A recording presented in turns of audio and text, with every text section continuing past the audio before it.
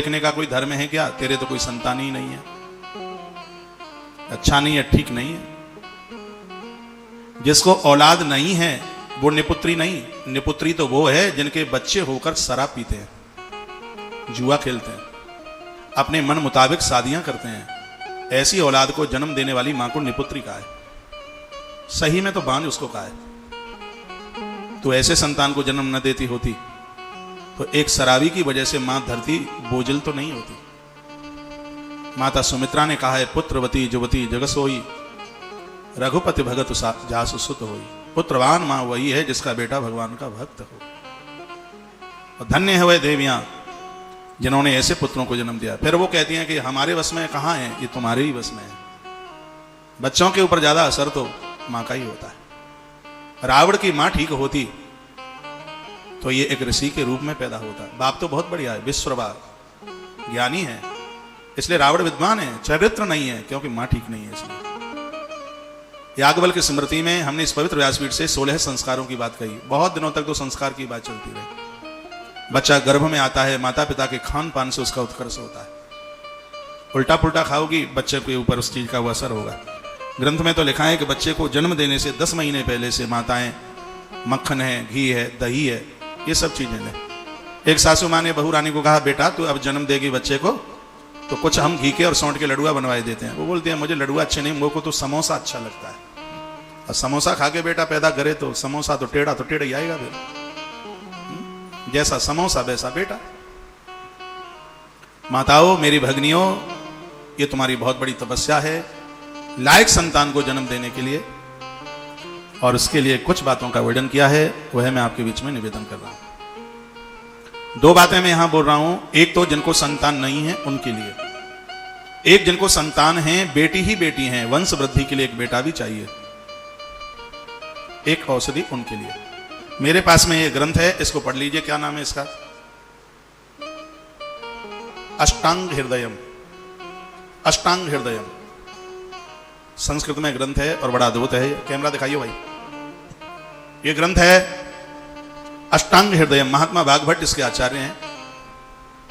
इस महापुरुष ने अपना पूरा जीवन इसी खोज में निकाल दिया। जो आज आप मसाले खाते हैं ये सब महात्मा वाग्भट की देन है। आपके खान पीन पर औलाद का एक कितना बड़ा उसके ऊपर अच्छे या बुरे का असर पड़ता है, यह महात्मा वाग्भट ने अपने विचारों में इसको साबित किया है। अष्टांग हृदयम नाम के इस पवित्र ग्रंथ में वो इस श्राप को काटने की कोशिश करते हैं। अभिशाप ही है। वंश वृद्धि के लिए एक बेटा चाहिए। बेटी बुरी नहीं है, बेटी होनी चाहिए, इन बेटियों के साथ एक बेटा भी चाहिए वंश वृद्धि के लिए। उसका भी समाधान है। जिन भगनियों को संतान नहीं हो पा रही है उस समाधान का भी वर्णन किया। और ये मैं व्यासपीठ से पहली बार बोल रहा हूं। 700 से ज्यादा मैंने कथाएं करी हैं भगवान की कृपा से, पहली बार बोल रहा हूं तो इसको और ठीक से सुन लीजिएगा। निवेदन करता हूं। बोलिए बांके बिहारी लाल की जय, श्री हनुमान जी महाराज की जय। क्या करना है? एक स्वर्ण या चांदी, इसमें तो लोहा भी लिखा है, व्यवस्था ना हो तो एक लोहे की एक प्रतिमा बनाना, उसमें पुरुष की आकृति देना, उसको बिल्कुल एक पुरुष की तरह उसको आकृति देना। सोने की हो प्रतिमा, चाहे चांदी की हो, और चाहे वह प्रतिमा हो लोहे की, आकृति देना उसमें एक पुरुष की। फिर उसको गर्म चूल्हे में इतना तपाना कि वो एकदम लाल हो जाए, एकदम बिल्कुल अंगारे की तरह लाल। जब वह लाल हो जाए खूब, जब गुरुवार को कभी पुख्य नक्षत्र पड़े तब ऐसा करना। गुरुवार और या रविवार, इन 2 दिन में कभी पुख्य नक्षत्र पड़ता है, ये 2 दिन, ये लिख सकते हैं आप। उस दिन आग में तपी हुई उस प्रतिमा को उसमें से निकालकर गौ माता के देसी दूध में उसको डुबो दीजिएगा। बहुत ध्यान से सुनेंगे। किसी पंडित जी महाराज के संपर्क में रहना, उन्हें पूछ लेना कि रविवार और गुरुवार को कब पुख्य नक्षत्र पड़ रहा है। चाहे गुरुवार को पड़े चाहे रविवार को। रविवार को पड़ता है पुख्य नक्षत्र तो उसको रवि पुख्य कहते हैं, और बृहस्पतिवार को पड़ता है तो उसको गुरु पुख्य कहते हैं। ये नक्षत्र दोनों ही दिन इतना प्रभावशाली है। जब ये नक्षत्र इन दिनों में पड़े, ये प्रतिमा पहले से बना के तैयार रखना। आप मुझे पूछें तो आप चांदी की बनवा लेना, ठीक है। सोना बहुत महंगा है, लोहा उसके लिए है जिसके लिए संभवतः नहीं हो पा, ज्यादा बड़ी नहीं, आप इतनी बड़ी सी बनवा लीजिए चांदी की प्रतिमा, उसको किसी स्वर्णकार के द्वारा उसको आप बनवा लें।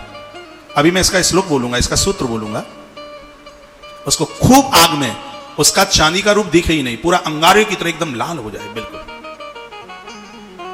उस पुण्य नक्षत्र के समय पर गौ माता का कच्चा दूध, बिना उला हुआ कच्चा दूध लीजिएगा, तो ये तपी हुई ये प्रतिमा एकदम लाल हो रही हो, चिमटा से पकड़कर इसको उस दूध में छोड़ दीजिएगा। जब वो एकदम बिल्कुल उसमें शांत हो जाए, डूब करके बिल्कुल शांत हो जाए, और ये उपाय उस समय ज्यादा प्रभावी होगा जब कोई नारी ऋतुकाल के समापन में उसका 7वें दिन से कोई ऊपर का दिन चल रहा है, उस समय ये पुण्य नक्षत्र पड़ता है, और यदि यह उपाय किया जाए तो महात्मा भागवत क्या कहते हैं, देखिए उन्होंने लिखा है कि पुख्ये पुरुषकम हेमम रजतम बा अथवा यसम। हेम कहते हैं सोना, पुण्य नक्षत्र में सोना, रजत अथवा अयसम यानी लोहा, तीनों में से किसी भी धातु की प्रतिमा कृत्वा अग्निवर्णम, कृत्वा अग्निवर्णम, उसमें सोना चांदी लोहा दिखाई नहीं दे, उसका आग जैसा वर्ण यानी आग जैसा उसका रंग हो जाए, तब करके क्या करना है, निर्वाप्य क्षीरे तस्यांजलिम पिबेत। इसमें लिखा है कि उस प्रतिमा को आप दूध में डाल करके जब वो बिल्कुल बुझ जाए और इतनी ठंडी हो जाए कि उस दूध को तुम्हें वर्तन से नहीं, अंजलि पिबेत शब्द लिखा है, अंजलि ऐसे लगा करके या ऐसे लगा करके, एक भी बूंद जमीन पर गिरे नहीं, जैसे अंजलि लगाकर भगवान महादेव सागर के मंथन से जो निकला उसे पी गए। तो उस दुग्ध को वह नारी, उसको यह दुग्ध पिलाया जाए जिसको संतान नहीं है, अंजलि लगा करके ऐसे उस पूरे दुग्ध को पी जाए। महात्मा भागवत कहते हैं कि उस पुण्य नक्षत्र के दिन वह देवी इस दुग्ध को पिए, इसका प्रभाव है कि उसे संतान का जन्म होगा। अब अगला सूत्र देख लीजिएगा, जिनको बेटी ही बेटी है और बेटा नहीं है, तो भगवान की कृपा के द्वारा उन्हें पुत्र रत्न की भी प्राप्ति होगी। उसके लिए एक उपाय है, लिखा है कि क्षीरेण श्वेत बृहित मूलम नासा पुटेया स्वयं पुत्रार्थम दक्षिणे सिंचे बामे दुहित वृक्षया।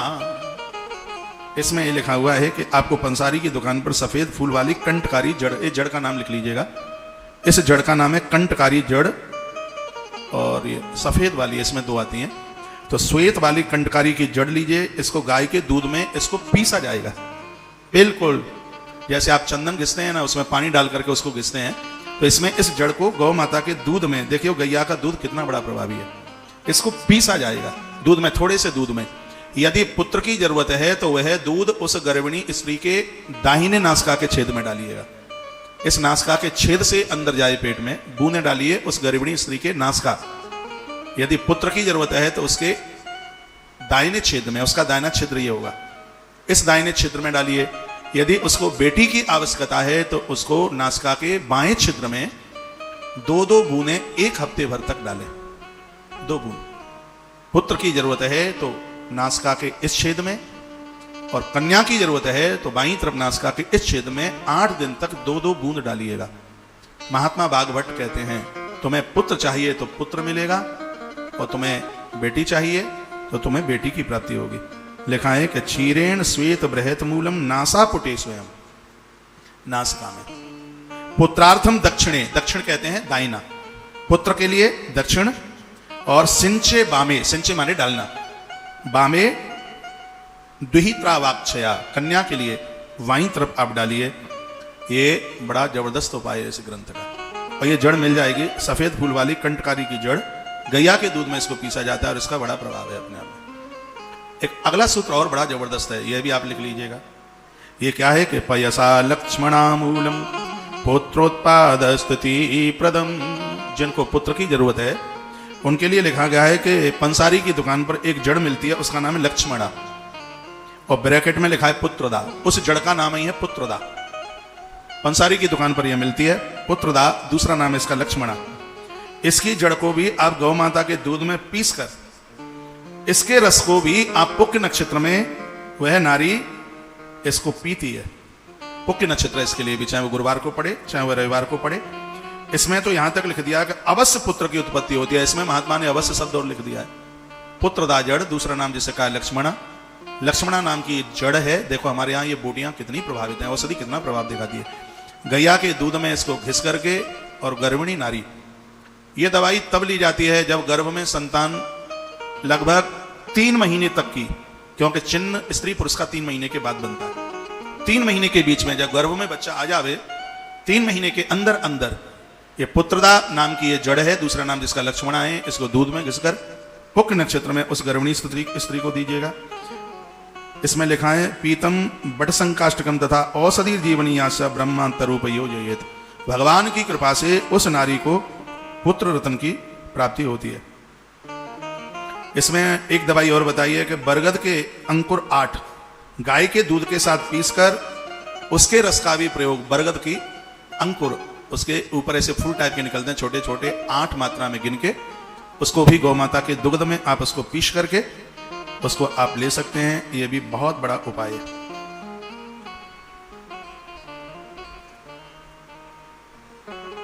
एक और बताइए भैया, बाजार में एक और औषधि मिलती है पंसारी की दुकान पर, जिसका नाम है जीवक।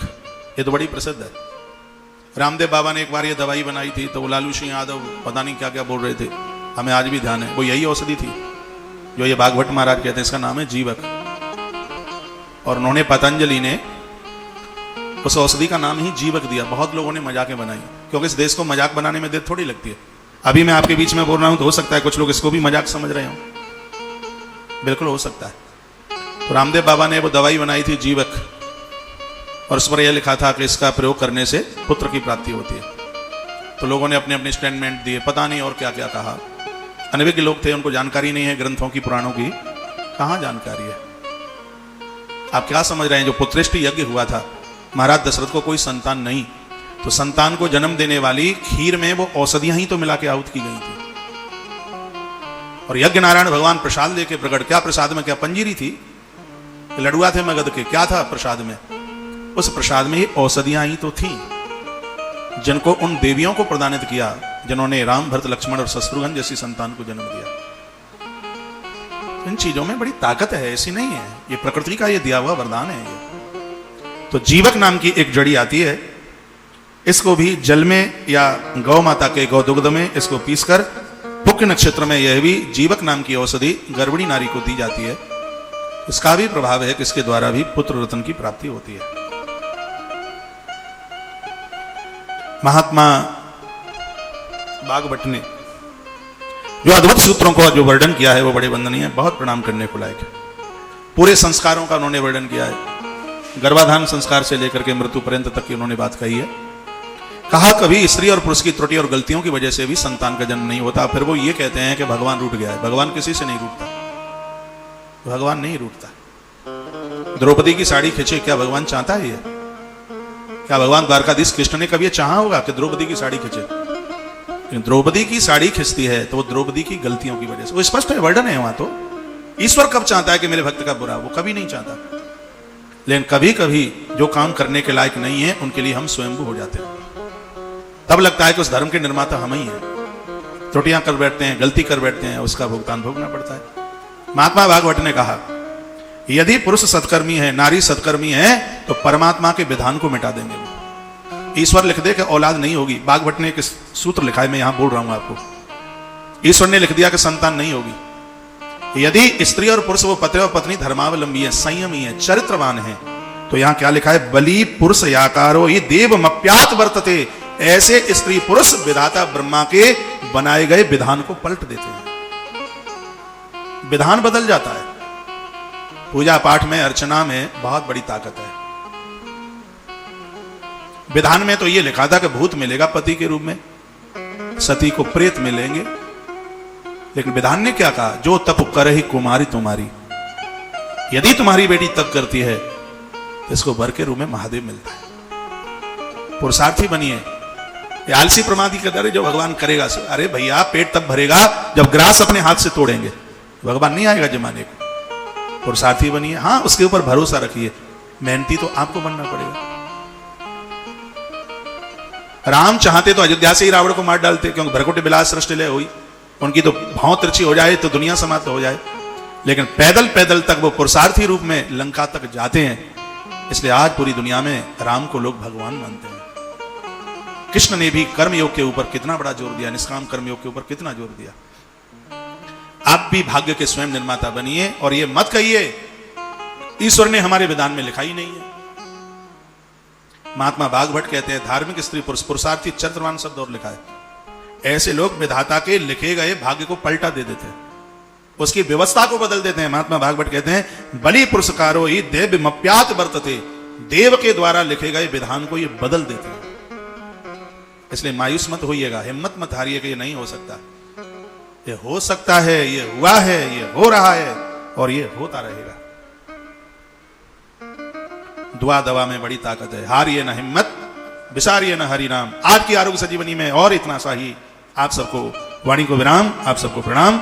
मुझे विश्वास है कि आज की कही गई बातें आप सबके गले उतरी होंगी। अच्छा लगा हो तो एक बार तुलसी तपोवन यूट्यूब पर आप लिख करके भेजिएगा। चैनल को सब्सक्राइब नहीं किया है तो चैनल को सब्सक्राइब आप जरूर कीजिएगा। प्रोग्राम अच्छा लगा हो तो इसको आप लाइक करना ना भूलिएगा। आइए एक छोटे से कीर्तन के साथ आज की सभा को विराम देते हैं। पुनः राधाष्टमी की आप सभी भक्तों को बहुत बहुत मंगलमय शुभकामनाएं।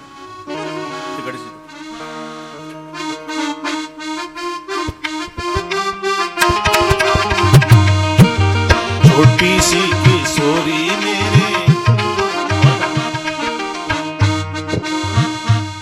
न भूल मत जइयो राधे रानी के चरण, मन भूल मत जइयो राधे रानी के चरण।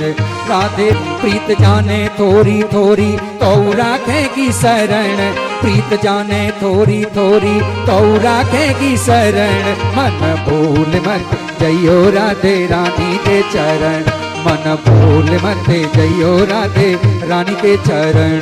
राधे रानी के चरण, महारानी के चरण, राधे रानी के चरण, महारानी के चरण। मन भूल मत जइयो राधे रानी के चरण।